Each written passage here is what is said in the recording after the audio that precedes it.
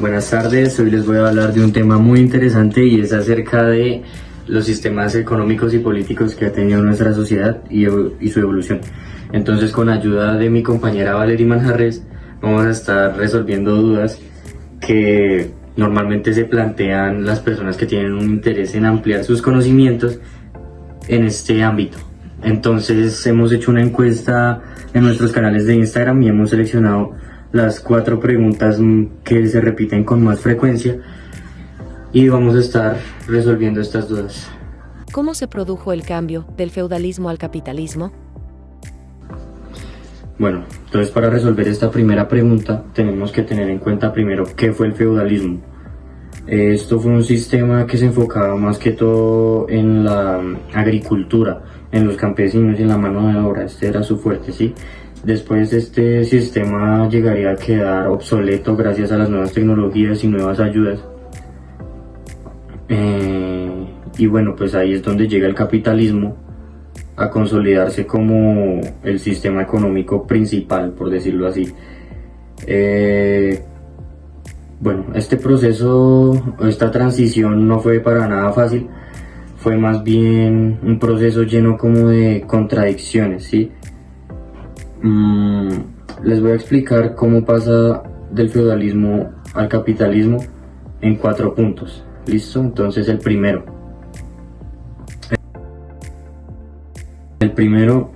es el crecimiento del comercio, ¿sí? Todos sabemos que al principio con esto del feudalismo y todo se veía más que todo las cruzadas, ¿sí? Lo que conocemos coloquialmente como trueque, que consiste en intercambiar bienes, que posteriormente sería cambiado por el dinero. El dinero como modo de trueque, ¿sí? Entonces, con la llegada del capitalismo y la llegada del dinero, se vio un crecimiento en la población mundial, lo cual dio paso a crear más ciudades y por lo tanto tendríamos que estar evolucionando constantemente en la producción. Cuando hablo de producción ya nos estamos metiendo en el territorio de la ética capitalista y de la ética consumista. Entonces la ética capitalista argumenta que el crecimiento económico constante es beneficioso para todos.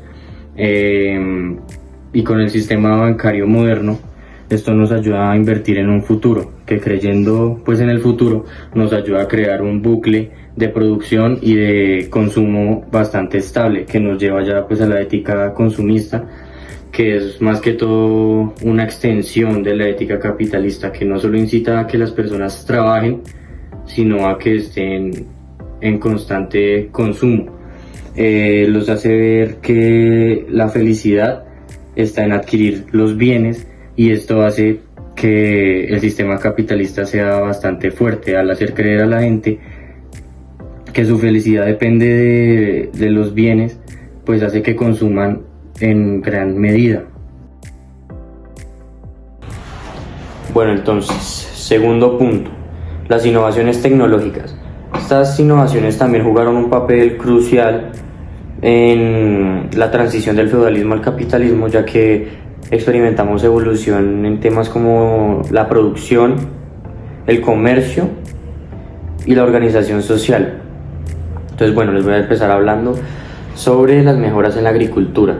Entonces, con la llegada de las nuevas tecnologías y técnicas agrícolas, como el arado de hierro y la rotación de cultivos, esto facilitó un crecimiento demográfico. Debido a la producción de excedentes, pues facilitó el crecimiento demográfico y a su vez el crecimiento en la urbanización, lo que hizo que personas ya no necesitaran trabajar en el campo o vivir en el campo. Segundo, desarrollo de la industria, la invención de la maquinaria. Por allá en los tiempos de la revolución industrial vimos una clara transición de la producción artesanal a la manufactura en masa, lo cual hacía que las fábricas se centraran en sus trabajadores y crearon una nueva clase social, el proletariado. Tercero, transporte y comunicación. Innovaciones como el ferrocarril y el telégrafo facilitaron en gran manera el comercio a larga distancia, ¿sí? Lo cual pues en el sistema de comercio feudal no está eso, por lo tanto quedó obsoleta. Entonces esto facilitó el comercio más amplio e interconectado. Cuarto, finanzas y comercio. El desarrollo de sistemas bancarios complejos facilitó los créditos y la inversión, lo que hacía que las nuevas empresas crecieran más rápido. Por lo tanto, también ayudó bastante en el comercio internacional. Tercer punto, la peste negra. Puede que esto, pues, uno dice no tiene mucho que ver, pero la verdad es que sí, y les voy a explicar por qué. La peste negra en Europa en el siglo XIV tuvo un impacto bastante significativo en la sociedad y en la economía también, influyendo en la transición hacia el capitalismo, aunque también se asocia con el feudalismo, pero sus consecuencias aceleraron dicha transición, empezando pues con la reducción de la mano de obra, la muerte de un tercio de la población europea creó escasez en los trabajadores, lo que hacía que los sobrevivientes tuvieran derecho a tener mejores condiciones de empleo y un mejor salario. También la disminución de la población debilitó el sistema feudal porque los señores dependían de los campesinos y muchos de ellos se fueron a buscar trabajo o buscar mejores oportunidades en otro lado. Cuarto y último punto, ya para finalizar con la resolución de esta duda, y vamos a hablar de la expansión de mercados. Primero, crecimiento del comercio local. La escasez de la mano de obra, pues tras la peste negra, el punto anterior, dio paso al aumento en la producción de bienes, ya que los campesinos y artesanos empezaron a trabajar más para satisfacer a la demanda social. Nuevas rutas comerciales. Se desarrollaron y fortalecieron las rutas comerciales entre ciudades, facilitando el intercambio de productos y estimulando el comercio global. El intercambio de productos. La demanda por productos textiles, especias, metales preciosos aumentó, impulsando el comercio a larga distancia y la búsqueda de nuevas fuentes de suministro. ¿Qué hubiera pasado si hubiéramos seguido con el sistema feudal como sistema principal? Bueno, pues primero hubiéramos sufrido un estancamiento económico, ya que este sistema se basaba únicamente en el intercambio de bienes, lo que limita bastante la innovación y el crecimiento. También se verían pues una estructura social bastante rígida, ya que pues no habría crecimiento en la población debido a la poca producción. Y por último, menor urbanización. Pues en la revolución industrial claramente la migración hacia las zonas urbanas hubiera sido mínima y todos vivirían en las zonas más rurales. ¿Cuáles son las características del nuevo socialismo? Y bueno, para resolver esta duda, rápidamente vamos a hacer un resumen de qué es el neosocialismo. Bueno, el neosocialismo es una nueva forma de pensar y actuar en la política que busca hacer que la sociedad sea más equitativa y justa. Uno de los enfoques, voy a decir más o menos uno de los tres enfoques más importantes que tiene el neosocialismo es promover el cuidado del medio ambiente, garantizar los servicios básicos a todo el mundo y por último promover la participación ciudadana en las decisiones políticas. Y bueno, sigamos hablando más o menos sobre los principios que tiene el neosocialismo. Empecemos por la igualdad y la justicia social, pues lo que le decía que es uno de los puntos más importantes, de que todos deben tener las mismas oportunidades y derechos. Sin ampliarnos mucho, creo que uno de los objetivos principales del socialismo, o los que más vemos presentes, vemos mucho cómo tratan de entrar a las minorías, hacerlas sentirlas incluidas y garantizar los derechos básicos que necesitan y que no estén rogando por algo básico que deberían tener. Sigamos con la democracia participativa, que ya se los decía antes también, que es que los ciudadanos deben tener voz en las decisiones políticas y que por eso mismo se promueve que los ciudadanos vayan a votar y que no solamente sea en ese momento que ellos vayan a tomar decisiones políticas, sino en diferentes decisiones que se quieran tomar, ellos hablen y vayan a debates políticos o cosas parecidas para que no solamente se vean cada 4 años al votar, sino también en varias decisiones políticas. Sigamos con la economía social y la solidaria. Aquí hablan sobre que la economía debe ser para todos y no solamente para pocas personas. A lo que se refiere eso, o lo que yo entiendo, es que solamente no personas que estén bien económicamente deban tener una buena economía y solamente se preocupe por eso, sino que todo el mundo debe tener una economía, todo el mundo debe ser una sola y todo el mundo esté bien. Sigamos con uno de los puntos también más importantes que les decía, que era la protección del medio ambiente.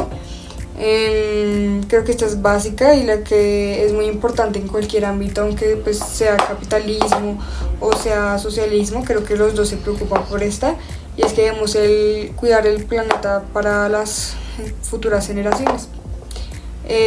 Los derechos humanos y la libertad fundamental, todo es lo mismo, o sea, es básicamente todo un mismo tema, solamente pues que se separan por algo mínimo, pues que todos deben tener derechos y libertades básicas. Bueno, y ahora sí empecemos con sus características, las características específicas. Empecemos con la economía mixta, que es combinar las empresas, la empresa privada y la empresa pública, con su debida regulación, pues para evitar diferentes abusos. También con la segunda característica, que es el desarrollo sostenible, que lo que prioriza es la protección del medio ambiente y también los recursos naturales. La otra es la democracia participativa, que es casi todo lo mismo, se mezcla demasiado, porque es lo que trata de buscar el neosocialismo. El nuevo socialismo es el cuidado de todo, que trata de que no simplemente se base en negocios o en lo monetario, sino también en la busca que tanto lo social como lo ambiental esté bien. Bueno, sigamos. La democracia participativa, como dice, es que los ciudadanos se involucren en las decisiones políticas, en la redistribución del ingreso, que son políticas para reducir las desigualdades económicas y que todos estén bien y no necesiten rogar o buscar en sus necesidades básicas, y que el gobierno las dé y buscar reformas para esto. Bueno, sigamos con los servicios públicos universales, el acceso garantizado a cosas como educación, salud y la seguridad social, y como último el multiculturalismo y diversidad, que es en sí respetar y valorar nuestra diversidad cultural. Bueno, vamos a seguir con los objetivos, y quiero recordarles que después, si al menos ven que se repiten bastantes cosas, es como lo que les dije al principio, que realmente todo se parece mucho gracias a que van por lo mismo, o sea, los objetivos, los principios que tienen, lo que quieren hacer es básicamente buscar la equidad social, o buscar que todo sea justo y que haya equidad. Entonces, pues, si ven que los objetivos y la mayoría se parecen, es por lo mismo, porque en sí es el punto principal de esto, o sea, lo principal del socialismo es lo que busca, es que haya equidad social. Bueno, sigamos con los objetivos, que es reducir la desigualdad económica y social, proteger el medio ambiente, fomentar la democracia participativa, garantizar servicios básicos, promover la justicia social y los derechos humanos. Vamos a seguir con algunas influencias y referentes que encontré, que es la socialdemocracia, un enfoque político que combina el socialismo y la democracia; el ecologismo, que es un movimiento que busca proteger el medio ambiente; el feminismo, que es un movimiento que busca la igualdad de género; los movimientos sociales y sindicales, que es un grupo que luchan por los derechos laborales y los derechos sociales; y busque también unos ejemplos de implementación, que es la revolución bolivariana en Venezuela, el socialismo del siglo XXI en Ecuador, el gobierno de Evo Morales en Bolivia y la política de izquierda en Uruguay y Argentina. Ya por último, y como algunos desafíos para mí o que encontré, fue la ineficiencia económica, la limitación a la libertad individual, la corrupción y el autoritarismo y los desafíos de la globalización. Bueno, esa sería una respuesta breve a cuáles serían las características del nuevo socialismo. Espero que les haya quedado muy claro. Bueno, según lo que explicaste, en tu opinión, ¿es mejor el neosocialismo que el socialismo tradicional? Bueno, yo creo que es algo subjetivo, ya que no puedo dar una opinión frente a todo el mundo, pero en mi opinión y en los nuevos conceptos que ha salido o cómo se ha actualizado el socialismo, a mí me parece que es muy bueno cómo se ha actualizado, cómo ha cambiado para bien, porque, por ejemplo, la justicia social han buscado que se reduzca el rechazo y han asegurado que todos tengan lo básico, las necesidades básicas, como la educación y la salud. También es importante porque lo que hacen ahora es promover el cuidado ambiental, que diferentes industrias y empresas reduzcan su impacto ambiental y mejoren el cambio climático, que ahorita es una de las graves problemáticas del mundo. Otro podría ser que busca o le importa la diversidad cultural y también busca minimizar la exclusión de varias personas. Aunque esto no es totalmente perfecto porque varias personas argumentan que el socialismo simplemente es una manera de buscar ganar personas a costa de las minorías, simplemente para subir o para que más personas estén interesadas, y que realmente su intención no es buscar ni proteger a este tipo de personas. ¿Cuáles son las características del nuevo capitalismo? Y bueno, ahora para responder esta pregunta vamos a también dar un breve resumen de lo que es el nuevo capitalismo. Bueno, básicamente el nuevo capitalismo es un término que se refiere a la evolución del capitalismo en la era actual, que está caracterizado por cambios significativos en la economía global, la tecnología, la sociedad, y pues ya estaré diciendo las características en cada uno de los cambios que les acabo de decir y algunos otros más. Y bueno, empecemos con las características económicas del nuevo capitalismo. Empecemos con la globalización, que es que la economía está más conectada en todo el mundo, con comercio y dinero que cruzan fronteras. También la desregulación, hay menos intervención del gobierno en la economía, lo que da más libertad a las empresas. La liberalización es que los mercados están más abiertos, lo que les permite más competencia y los movimientos de recursos. Y por último, la finalización, que es que los mercados financieros son más importantes y tienen un aumento en la especulación y el comercio de activos. Ahora rápidamente vamos a hablar de las características tecnológicas, que es algo breve. En sí es explicar que la tecnología ha avanzado y gracias a eso también ayuda o hace cambios en el capitalismo, en el neocapitalismo, con cosas básicas como la economía digital, la inteligencia artificial o también la revolución digital, como que ha cambiado cómo se hacen los negocios, la automatización y el análisis de datos, también las compras en línea. Son cosas que han hecho cambiar varias cosas en el capitalismo. Bueno, ahora sigamos con las características sociales del nuevo capitalismo. Brevemente hablando, podemos hablar del cambio demográfico. La población está envejeciendo y migrando, afectando muchísimo el mercado laboral. La desigualdad, hay una brecha gigante entre ricos y pobres que ha ido creciendo paulatinamente, lo que ha generado problemas sociales, muchos problemas sociales, y esto se ve muy representado en el capitalismo. La sostenibilidad, que hay más conciencia sobre el medio ambiente, lo que genera que aumente la demanda de prácticas sostenibles, y el individualismo, que la gente valora más la libertad personal, por lo que impulsa la demanda de productos personalizados. Y bueno, sigamos con características, por último, políticas del nuevo capitalismo. Podemos ver el neoliberalismo, que promueve la libertad económica y menos intervención del Estado en esta, la descentralización, que se transfiere poder a niveles locales permitiendo más autonomía, la participación ciudadana, la solución quiere involucrarse más en decisiones políticas, y por último el populismo, que son los movimientos que buscan representar a la mayoría que están ganando fuerzas. Y por último, pero no menos importante, podemos hablar de las ventajas y desventajas que tiene el nuevo capitalismo.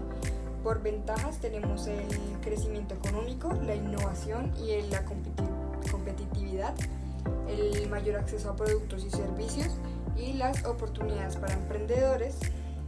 Y los desafíos que tenemos es la desigualdad económica, que sabemos claramente que hay una brecha gigante entre personas con mejores situación económica y otras personas con peor situación económica, y sigue creciendo cada vez más esta brecha.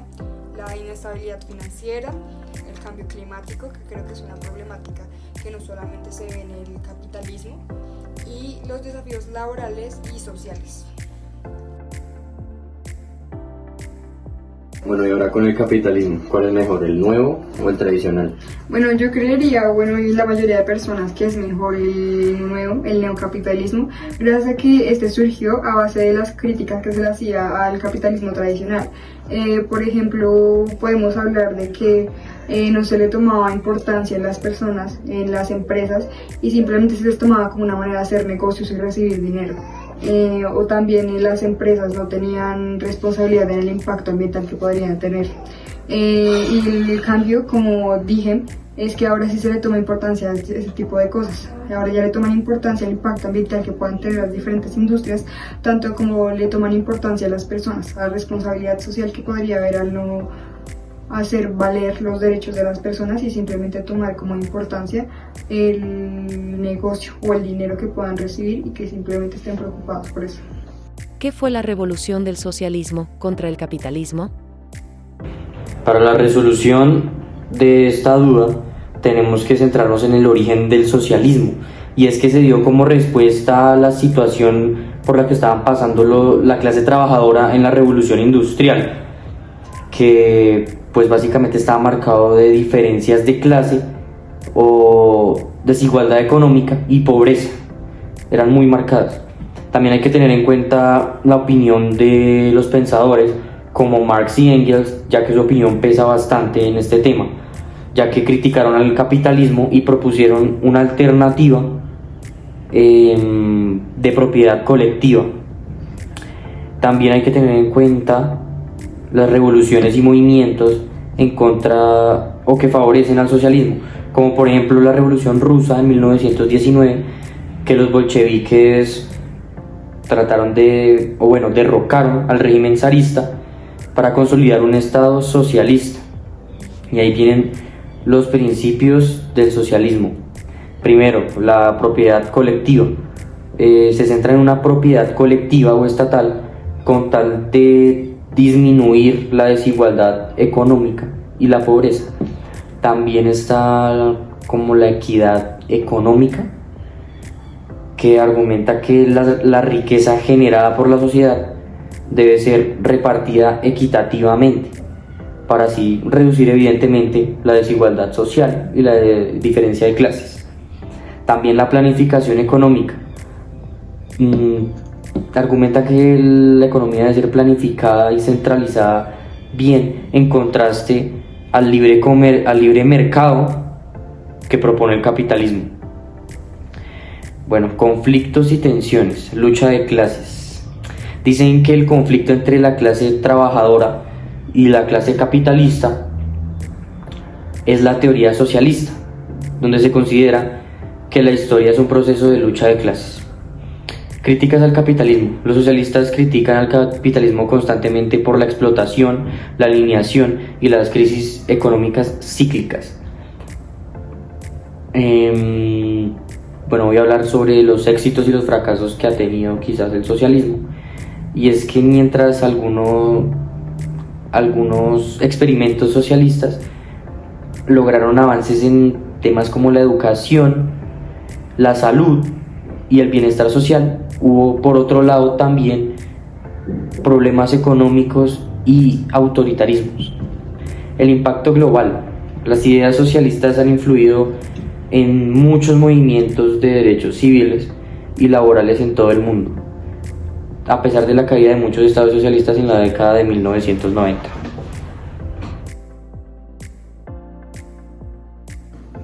Bueno, Samuel, después de lo que explicaste, la única duda o la duda que me quedaría sería ¿cuáles son las principales críticas del socialismo al capitalismo? Bueno, pues la primera sería la desigualdad económica, ya que el socialismo argumenta que el capitalismo beneficia a las minorías y como que margina de alguna manera a las mayorías. La segunda sería la explotación de trabajo, ya que pues el socialismo también argumenta que el capitalismo explota a la clase trabajadora, ya que los empleadores se benefician del trabajo de los demás y ellos no reciben el pago justo por eso, o por lo menos eso dice el socialismo. I just wanna be part of your